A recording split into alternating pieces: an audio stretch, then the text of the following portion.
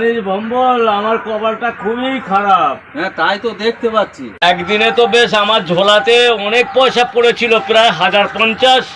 মনের সুখে রাত্রে নিদ্রায় গেলাম, সে নিদ্রা আমার ঘুঁচেই গেল। কেন কেন? ভোর হওয়ার আগে একদল ডাকাত কোথা থেকে এসে আমাকে মেরে দূরে শেষ করে দিয়ে চলে গেল। কিন্তু এই তো আমার ব্যাগ।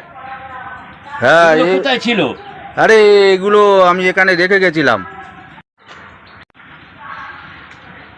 আরে বসো বসো বসো, তোমাকে সবটা খুলে বলছি। আমাদের প্রকৃত বন্ধুকে? টাকা। আচ্ছা, আমাদের প্রকৃত শত্রুকে? সেও টাকা।